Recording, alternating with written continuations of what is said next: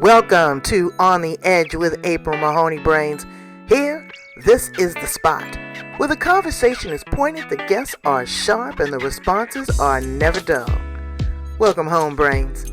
There's only one requirement to hang out on the edge, is that you open your big brain and close your small mind. Did you bring your thinking caps? It's time to put them on, because the conversation starts now. Welcome to On the Edge with April Mahoney Brains. You're at the spot, your favorite podcast on the planet. This is the place right here where the conversations are pointed, the guests are sharp, and the responses are never dull. Today, we are going to be visited by Julie Jones. She's today's professional consultant and development maven. She knows her stuff, okay? Brains, it's not just about having a business. It's about delivering the service, and that's her zone of genius. It's about crafting the narrative, how you speak to a customer when you want to pitch them for a deal, when you want to close the deal, and the service that you provide them on the back end. How do you develop your team? How do you get them to fold into this model of awareness? Because I'm telling you, Brains, service has went to hell in a handbasket. And I'm mad about it. I have been trained by some of the world's best in customer service, providing options and service and delivering on that. So now that is where Julie is picking up the gauntlet and running with it and, running to the finish line. Let's welcome her to the show. How are you, Julie Jones? Oh, April, thank you so much for having me. This is amazing, and I'm excited to be here. I'm in Dallas, Texas, and it is a cold and wet and rainy day today, but it is bright inside. Thank you for bringing your light into my world today. Thank you. I love me some Texas girl, especially at football season. There's nothing like seeing Jerry Jones strut around with his hand inside of his coat. I love it. I love it. And shopping and eating in Texas, Brains, if you've never been there, you just got to prepare for it. It's an adventure because there's Come every on. eatery, there is every store that you have ever wanted right there in Dallas, Texas. So You tell got us a it. little bit about you and how you show up in the world. Oh my goodness. Well, I was a teacher for 15 years and Oh, I was loving teaching my middle school students. And one year, in August, when we were at professional development, our principal stood up and said, what we're doing is not enough. The business community is telling us that when they graduate from high school and college, they're not ready. So we're going to add something to what you're already doing. You can feel the air in the room just go, just uh, like, oh, what? And the stories that you hear coming out of education are really true. And it is teachers are overworked and underpaid and underloved, I think, a lot of times. And so I started doing research and I said, what are we missing? What are we missing? Because I was going in early, I was staying late, I was pouring everything I had into my students. And so were all of my colleagues. And what I discovered was that it was the soft skills. It's the people skills that is missing.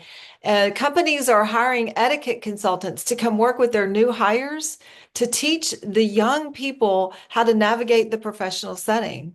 And so I said, this is me. I can do this. And this was back in 2011.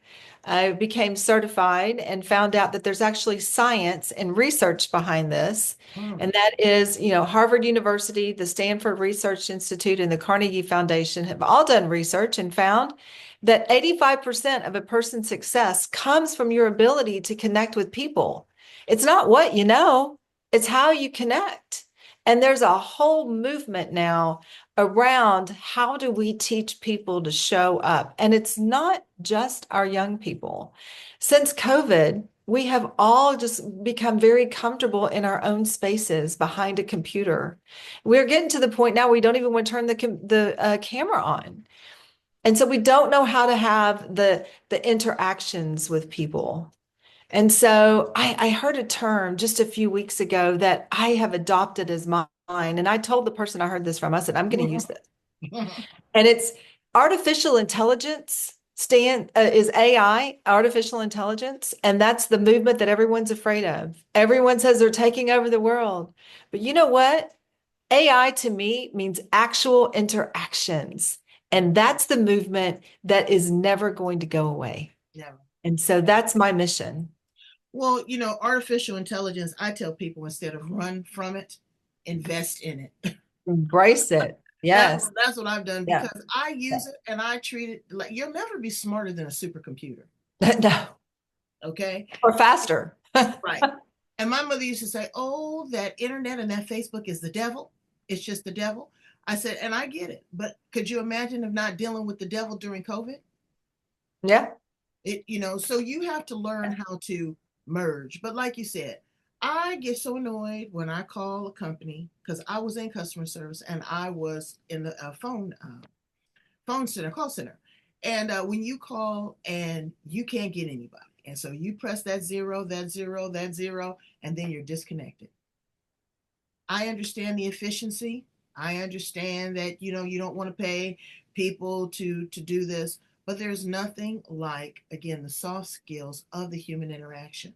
So Yeah. you're a teacher, so I you was. already know how to formulate, how to question, how to respond, how to interact. But your husband has his own business. He had a plumbing business. How did you merge all of this together to create what you have now? Well, when he decided to leave his job and he said, I'm opening a plumbing company, it was really all hands on deck. It was kind of like, how do we build that? Because that was the quickest way to make money. And so, we just built that. I worked on the back end and he did the front end, and we just grew that until we sold in 2021. Mm. And Everything that I teach my students now, my companies that I work with, everything that I teach there, I actually taught our plumbers. Like how do that's you how you represent me? right, how you grew the business. What was some of the basic nuances? Because I'm gonna tell you, after I talked to you, I had a plumbing issue at our condo, Oh, and I called the plumber to come in. And you know what? It's one of these major people that got all the advertisement on the television. They had two properties. They were doing mine and someone else's, a longtime customer. But the first thing he came in was with the upsell. You didn't come in and diagnose the problem. You didn't kind of gauge who I was or what I was about. You looked around, you kind of saw the opulence, it was nice. And then he did this. And I really did not like this. He played the race card. This is how he did it. He was a black guy too. He goes, "Oh well, I'm coming in and I'm really trying to help my black brothers and sisters." We're not talking black and white, we're talking green, buddy. We're talking money. Okay. What you need to do is, again, that soft skill. Get a feel. Listen to the person. I was very clear about what the problem was, what I wanted to have done. Instead of him going up there, assessing it, and saying this, and then saying, in addition to that, you need XYZ. And then I'm going to come with, okay, well, how much will it cost?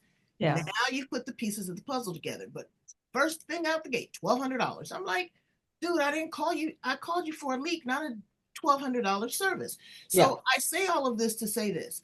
When you were coaching these individuals in the plumbing business, what were Mhm. some of the techniques? What were some of the things that you taught them about introducing your company and themselves to the client to make it a win-win situation? Well, there were three parts to it.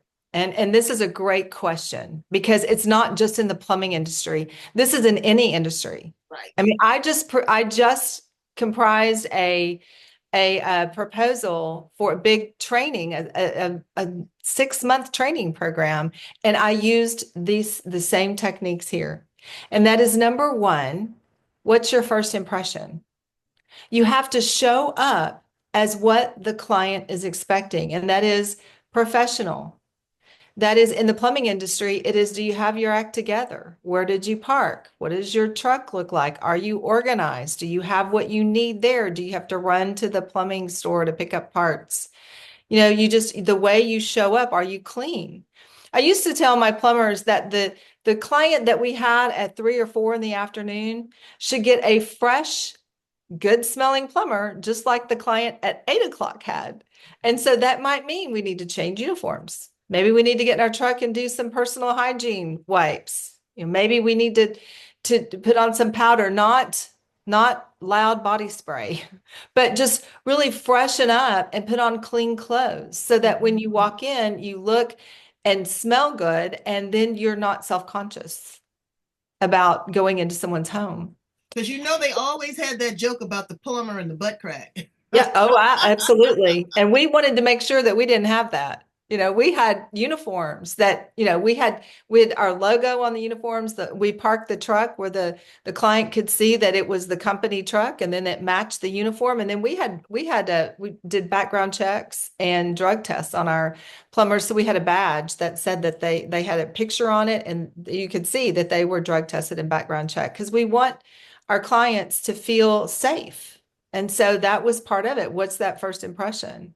And so there was no problem when you decided in 2021 to sell the business, because now you already had it blueprinted. You were already able to present that. And that's what entrepreneurs don't realize. Entrepreneurs build businesses for the most part to sell Right, off, to start something else, right, because right, they're creative. They're not there just to be pigeonholed and stuck in one particular right, place. So now right. you were able to take all of the skills, training, teacher from one business and create what you're doing now. Tell us a little bit about what you're doing in corporations now. Still doing the same thing. Still doing the same thing. How do you show up not only as your authentic self, because you were hired by this company because they saw something in you that fit with their brand, and you felt you fit in with their team, and you've got the skill set. But how do you then blend what the company image and brand is with yours, so that when you show up for your clients, you are exactly what they expect? And so, because when something is different, when something different shows up than what the client expects, that is where you have a bad first impression. And those first impressions are made in 5 to 7 seconds. I Mm. mean, it happens so fast. And so it's really hard if you don't capture that moment, that those first few seconds, it's hard then to gain the trust.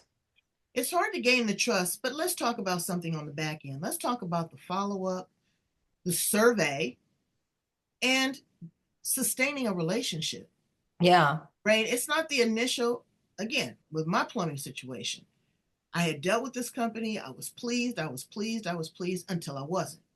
that's right. When I wasn't, I had the conversation, not aggressive, not assertive, but this is the experience that I had this time. Yeah. No responsibility, no accountability, uh, not even an apology, because I felt like I had been offended. Mhm. So now my reputation, I'm not going to refer you. I am going to write a Yelp review about my experience, and I'm not going to do business with you.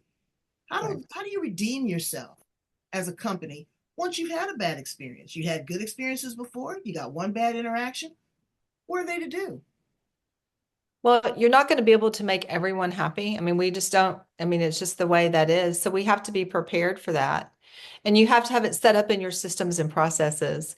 What happens if there is a personality clash? What happens if you go in and you're too aggressive with the upsell without telling the person what it was that they needed to do first, and provide options for them? Here's some options for you. I can do a quick fix, the Band-Aid that will probably get you through. I can do something that will do a little bit more, maybe fix the problem. Or if you really want new fixtures, we can do that too. So but give someone options.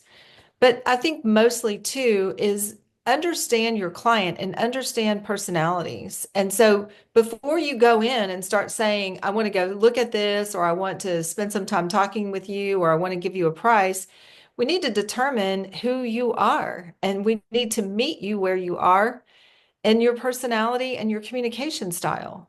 So for me, you might want to come in and talk to me a minute. I'm going to want to know who you are. I want to know how come you're a plumber, what got you into plumbing. I'm going to want to know a little bit about you. Mm-hmm. Whereas there are other people who are like, look, I'm busy. There it is. Go down the hall, turn right, and fix it, and then let me know how much it is. So, but you don't know that until you determine and assess who is standing in front of you, because it's really not about me. It's about my client. And how can I serve and provide value to you right now? And if something goes south, like with you, and you're not happy and you write the Yelp review, that's the best thing you can do.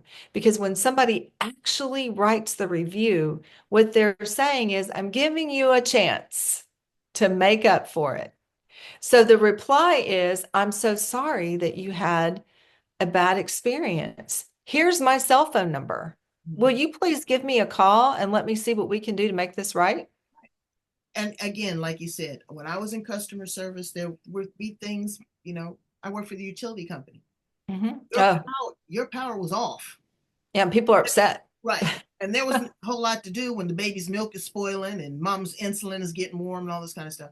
That's right. I would still provide them options. Okay, here's some telephone numbers to some resources that may Yeah, help you. If we yeah, turn this on at a certain amount, are you able to make a commitment to do X, Y, Z? Are yes. you open to this? Have you considered that? Yeah, What would you, and even ask them, put yourself out on a limb as a business owner. What would you like to see happen? yeah, You know, People are going to start at the high end, but then yeah. that gives you a place to negotiate. Hmm. And negotiation is the key. It's like sales. A lot of people don't like sales. They say sales is sleazy. Sales is psychology, baby. You, Amen. It's you psychology sell and to it's value. communication. That's right. You sell to value. You listen to what the customer wants. You let them talk first, and then you color in the white space. But Mhm. all this just straight going for it. That's why sales has a bad name because, yes, you want to make the commission. But if you Mhm. just kind of lay back, the commission may not come from one sale, it may come from many sales. That's right. You know. That's right. Now let's And talk. Oh, I'm sorry. Go ahead. oh, I was going to add one thing to that too. We talk about providing the value, and it's about, the communication. I think too, and I've done this before too, where I have a conversation with somebody and I just don't feel that I'm the right person for them. I'm not the person who can solve their problem, or I'm not the best person to solve their problem. So I have a large network and I refer people. Hey, you know what? I don't know that I can meet your expectations because this is not what I do, but I know someone who can. And we did this as a plumbing company as well. We would refer people, clients out to other companies if we couldn't get to them in time, or if for whatever reason, we had a referral list and we said, these are people we trust. Would you like for us to give you a few of their names and you can call and interview them? Because what that does then is it says, I'm not going to take your money and just chance that I can't do the job, or that we'll get there, or it might be late or whatever. I really want to meet your needs. So I'm willing to refer you to somebody else. And that next time they have an issue, they're going to come back to you because they know they can trust you. Absolutely. And they know that again, it's not about the money, it's about the relationship. Yeah. Because the same thing, oh, well, you know what? I talked to Julie Jones and they weren't able to do it. But what they did do, girl, is they referred me to somebody and they came in and they did this, that, and the other. But that Julie Jones, it's Yep. again, it's the talk of, and it's not It what is. you or I say about us, it's what other people say. Yes, it's your reputation. Absolutely. Absolutely. Back in the day, we used to say your reputation is all you have. At All the you end have. of the day, that's all you have. At the end of your life, it's your reputation that determines who comes to your funeral, who says good things about you. Your legacy Mm-hmm. is Absolutely. based on your reputation and your character. Let's talk about today's leaders. Okay. We could talk all day about leadership Oh, because yeah. it's not what it used to be. I worked for a gentleman. It used to be Air Touch. I don't know if you guys remember Air Touch. It was Mhm. or it was cellular before Verizon, and his name was Arun Serene. And I was one of those persons that, and I'm still that person. I network with everybody from the CEO to the janitor. I want to know who you are, what you do, what you bring to the table. And he I told me love it. one day, Yep. and he says, April, you know, I see you as a bridge that will carry other people safely across. Oh, And when wow. he said that, it just saturated my heart. And that was the kind of leader that I wanted to be. I Yeah. want to value everyone. Now we're in a big kerfuffle here in the United States with the removal of DEI, diversity, equity, and inclusion. How do I feel about that? I'm going to remain neutral because I want everybody to have a seat at the table. I don't want to be a number. I don't want to be a statistic. I don't want to be a woman of a certain age, a minority, or a minority owned business. None of that kind of stuff. I want to be looked at for my value. So I respect that. Mhm. But when you are put in a position that you don't have these options available to you because everything's been closed off, and you want to show your best as a Mhm. leader, what other things can you bring to the table that shows value? I Does that make love this sense? question. Yes. This is what I do, April. This is it. This is it. It is. I knew it. I had a conversation yesterday with a man who's been looking for a job for years. He has all these qualifications. He looks great on paper. But he can't seem to get a job, and he has a job right now where he calls it underemployed. It's definitely more of an entry level type job, but he's had it for like 2 or 3 years, and he's been passed over for promotions. And he just has this whole victim mentality. And I said, you know what?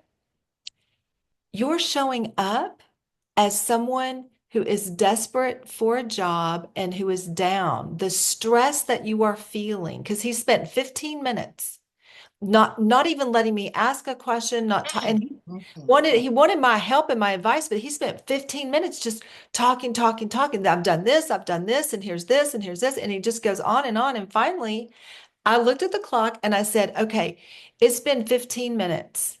I need you to be quiet and mhm, let me reflect on what I've heard from you. mhm. And I said, you are showing up as someone who is not someone that they want to promote. You're bitter. And he goes, wow. And he goes, well, and then he starts, well, I'm going to go to this class and this class and this class. I said, let me tell you something. You've done all the learning you need to do. You've rewritten your resume. You've gone to interview classes. You've gone to all the things. What you need to do is start doing. And I went to LinkedIn and I pulled up, I just went to jobs and did a search just with the words that he had given me that he wanted. And I pulled up 346 jobs. And I said, you need to apply for every one of them. Mm, mm, mm, And mm. he goes, well, I don't, and the first one, he goes, well, I don't want that one. And I Yeah. said, oh, really? I said, you're sitting here telling me that you can't get a job, and here's a job that pays $150,000. Do you not think that would change your life? He goes, it would immensely change my life. I said, get your foot in the door. Go in, tell them that you are eager to work for them, that you have a skill set that will help them advance their goals. Tell them, show them that you want to work for them, and then get in there and do a bang up job. Guess what? You won't be in that job for long. But you And got to another thing, and another thing you got to bring to the table, Brains, is that you have to let these employers know that you are coming in as an independent contributor to the organization. You're not coming in, well, the first thing they ask you is they say, oh, well, where do you see yourself in 5 years? Oh, well, I'm going to be, the head of the department. Don't you think you're talking to the head of the department right there when you're right, interviewing? right, No, you're just going to push them yeah, out? No. yeah. This is what I bring. This is the value. And don't come in as the manager or the executive that you were, because you're not that anymore. You're And you not that don't come anymore. into that company. So what you do is you bring your skills, as Julie said, you bring your skills, you bring your talent, your know-how, your personality, your charm, your worth, your warmth, your ingenuity, your people skills, your customer service skills. We could go on and have Yeah, your laundry list. attitude, your Attitude, attitude. platitude, absolutely. Because you come in there, like uh, Mr. McGruff. Nobody wants to be bothered with that. They want to hurry up and get you. I mean, look how Julie had to shut you down after 15 minutes. You talk too much. That's what I said. I said, you need to not talk so much when you go in there. And you need to be a good listener. And we don't talk about listening much anymore, right? But people who are the best communicators are the best listeners. But when somebody is desperate, when somebody is on the brink of being broken and they feel like it's been 3 years and I can't get a job and I can't pay my bills and I'm running out of time and all this mental thing going on up here, that is the way you're showing up. You may think I'm showing up extremely positive, but you're not. So I told him, you need a morning routine where you put positive things in your head every morning. You listen to YouTube motivational things, you do go work out, you do meditation, do prayer, whatever it is that you need to do to start your day in a good positive mindset. And then you need to understand that looking for a job is a full-time job. So for 8 hours a day, whenever you're not working at your other job, you need to be applying to every single job that you can find. Go to ZipRecruiter, go to Indeed, go to LinkedIn and apply. And And he goes, and it's okay. fun. I know when I was looking for a job years ago, I would set everything up just like you said. After the morning routine, I'd get dressed, take a shower, prepare myself. Even though I am sitting on the other side of a computer screen, you better believe I get up and shower and get myself together, put on some nice clothes because I'm about to conduct and do business. Yeah, And that's you right. send Get out ready that for your day. frequency, you send out that vibe, and you Yes, connect with like-minded people. I'd yes. send I'd send out 10, and I wouldn't sit there all day and just wait for the answer.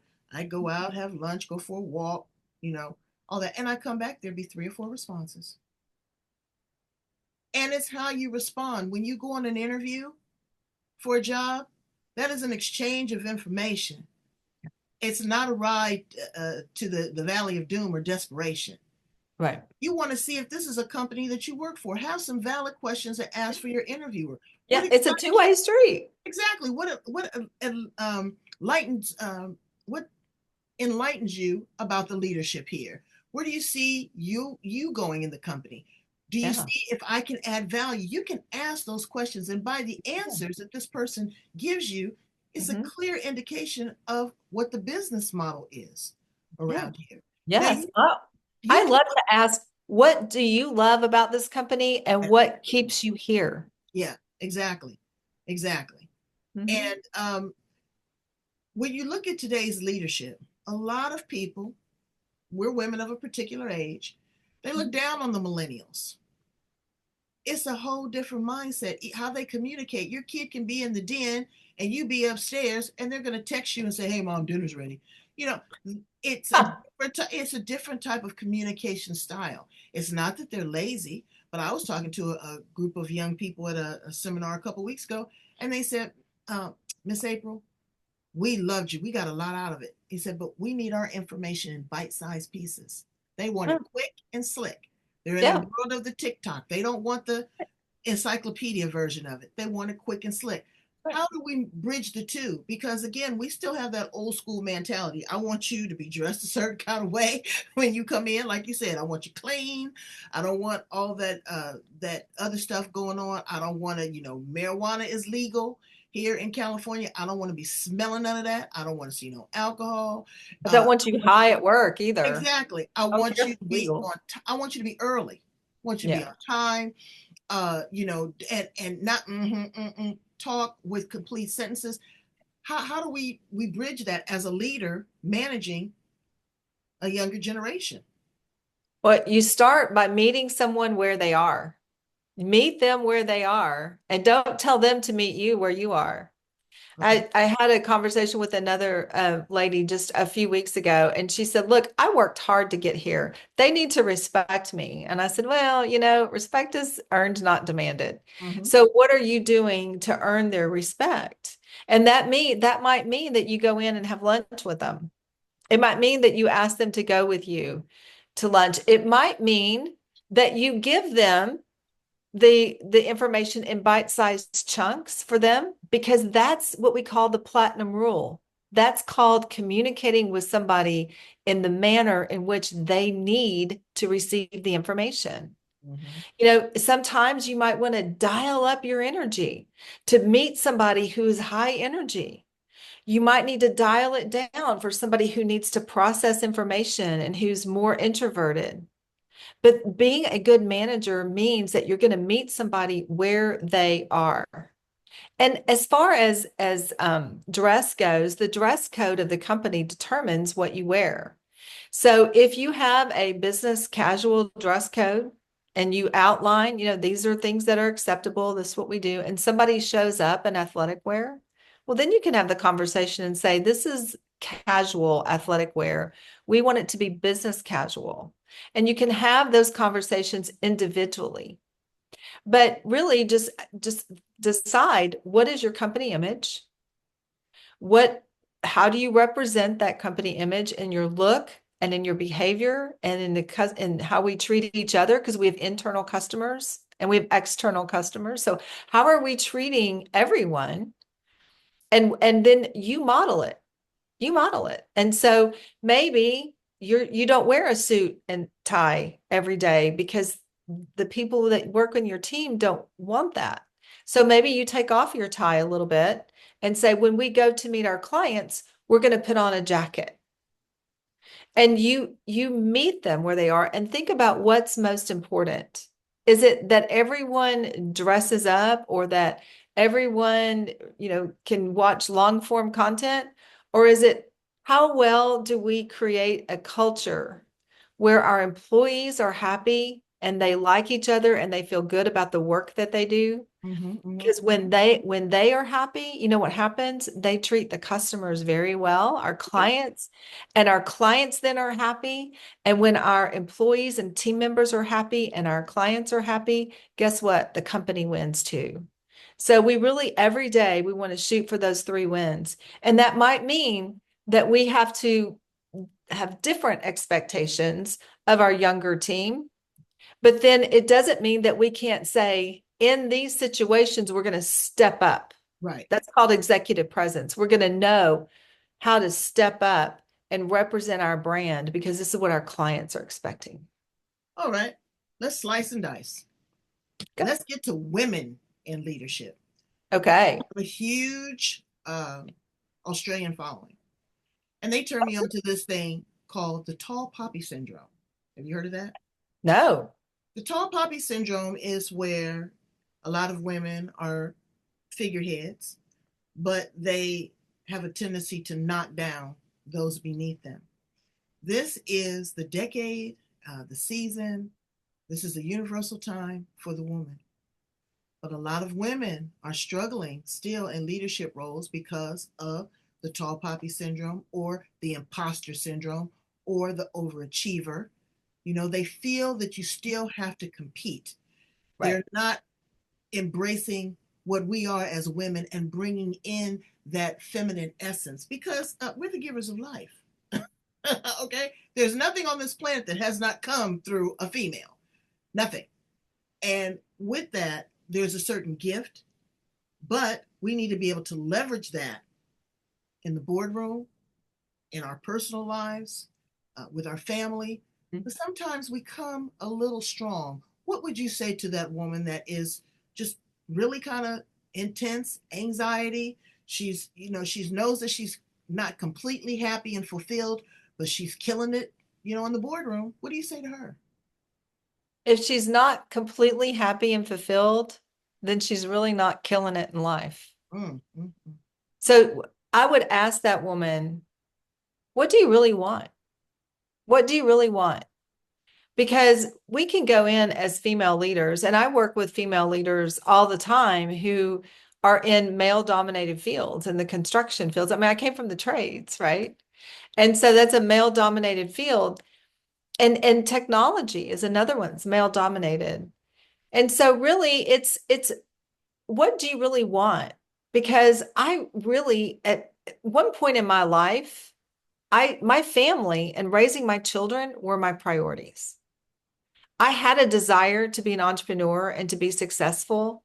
But at the end of the day, at this moment in time, I needed to raise my family and make sure that I was available for my kids because they needed a mom, right? So, but then they grew up. They grew up and they left the house. And so now it's my turn. And so I've had to do this entire mindset switch from being a nurturer and a caregiver to being an entrepreneur, where I can take a skill set that I've learned throughout my life, through my years in education and being a parent, and how that is so important in the business world. And now I can nurture and encourage and love young people in a different way, but being not their mom, but being somebody who can teach them how they can get what they want, because I feel that right now I'm in the fourth quarter of my life, or end of third quarter, fourth quarter of my life. And I feel like I have a responsibility to help this next generation be the best that they can be. And so my entire mindset, my confidence level has changed. I had to rediscover who I was. And when you go through these seasons, which you do every so often, about every 10 years, we kind of reinvent ourselves, but it's part of the journey of life. It is. Because at the end of our life, and we all come to the end of our life, there's only one way off this earth. What we want to say is, did we do good? Right. Did we do good? And that might mean that we go through evolutions. And so I would say to that person who's really killing it in the boardroom, is that really where you want to be at this point in your life? Or are you doing it because somebody else told you you should do it? Or because somebody told you you have to be a high achiever? What would make you happy? Because in 5 years, it's going to look a lot different. In 10 years, it's going to look a lot different.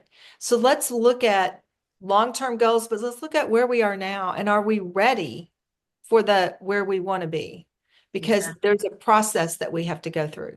Are we preparing for success? And Yeah. again, it's not about competition.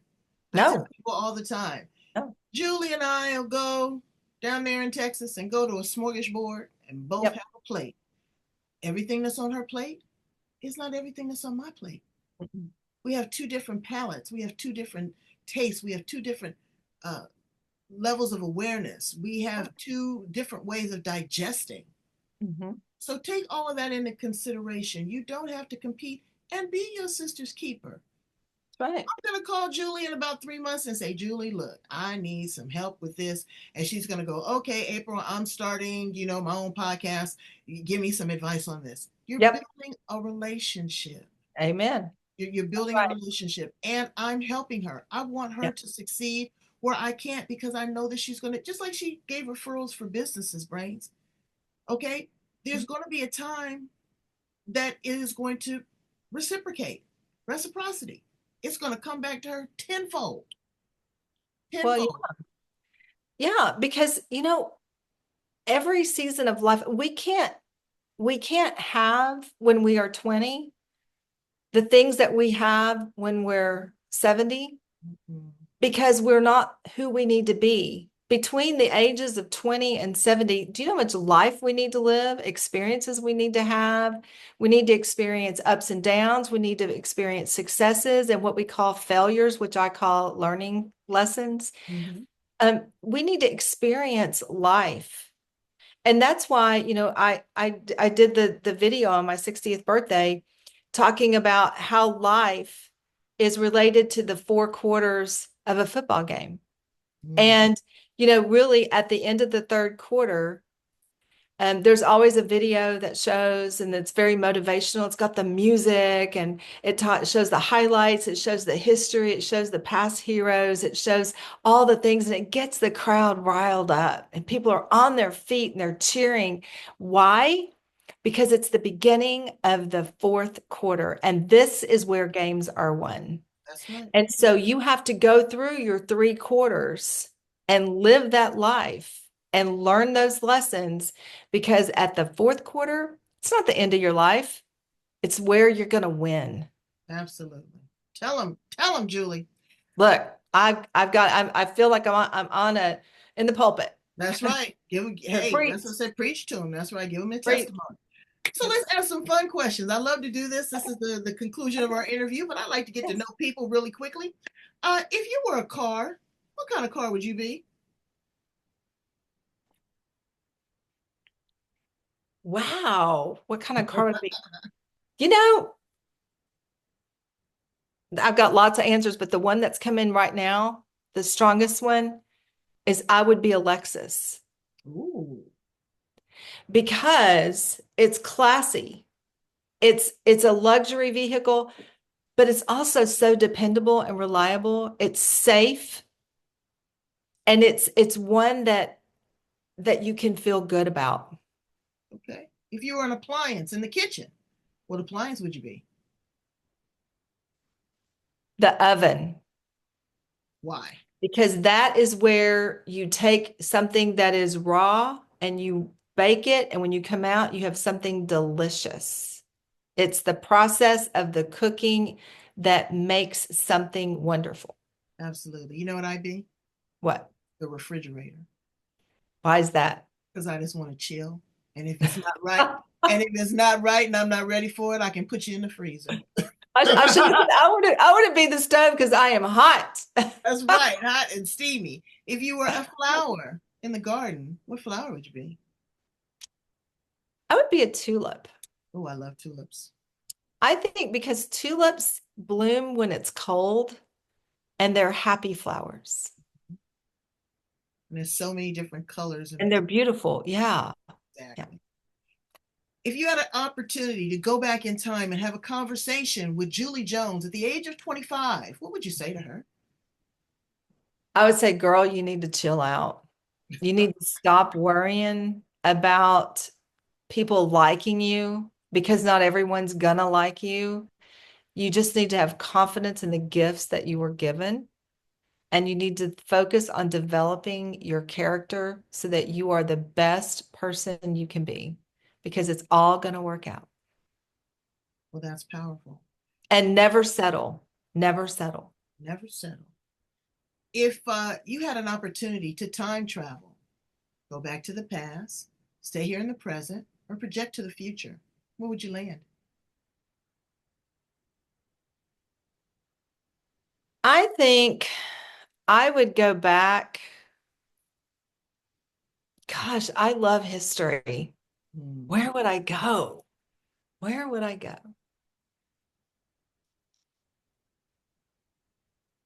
I don't want to go back too far because I lose a lot of conveniences in life.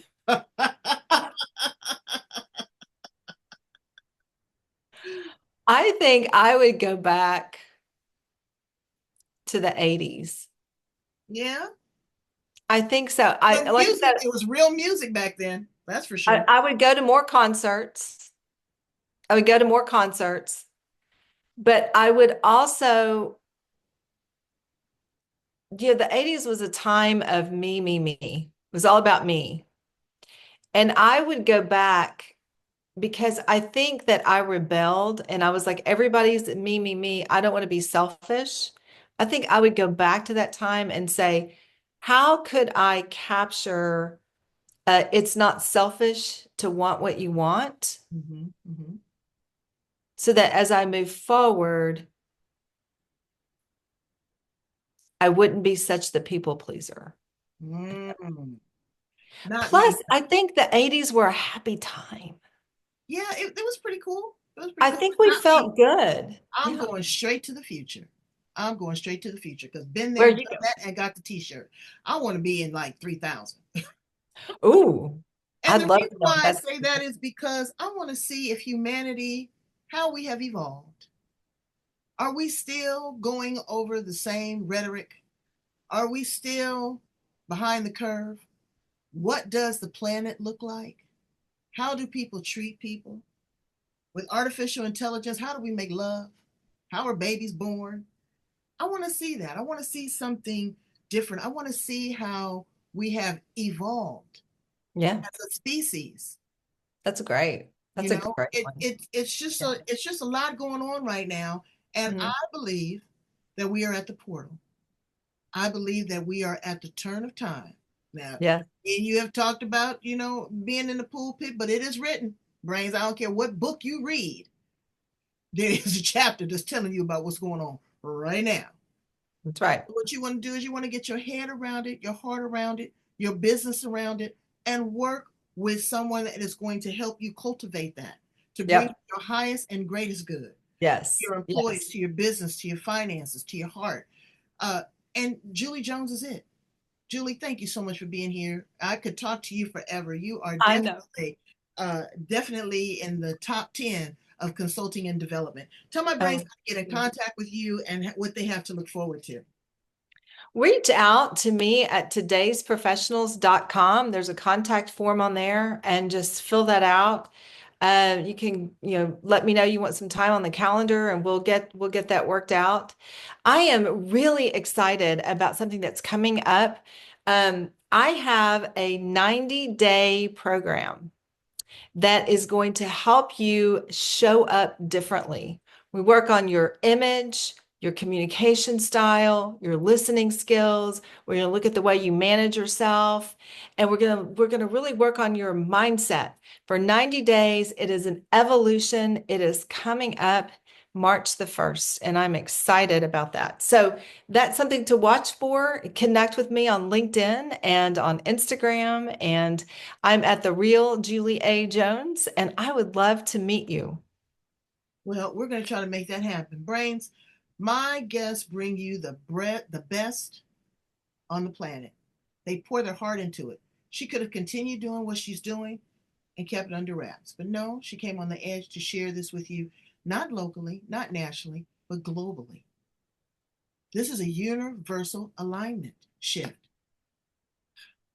Please, my brains, I know you guys get that. Be at the top of your game, okay? Raise your frequency because it is competitive out there. But if you are on the cutting edge, you are sharp, you are pointed, and you're edgy. Thank you so much, Julie, for being here on the show. We're going to put all of our contact information at the back of the interview. Look at that. We got brand new purple postcards for 2025. Thank you so much for tuning in. You can follow us anywhere on the planet. Just Google me, On the Edge with April Mahoney, LinkedIn. We're on Facebook. We're on iHeart, Apple, Spotify, Spreaker, yada, yada. This interview is going to reverberate. And if it's not for you, share with a friend. Okay. That's right. Thank you so much, Julie Jones. You Thank are the you. best. April, I've loved being here. Thank you for the opportunity. It's been a blast to be I with you. know you're the best. I got to come to Texas, girl. I'm Come hungry. on. I think I want a steak. Come on. We got steaks down here. Come on. All right. Talk to you later, brains. Have a good day.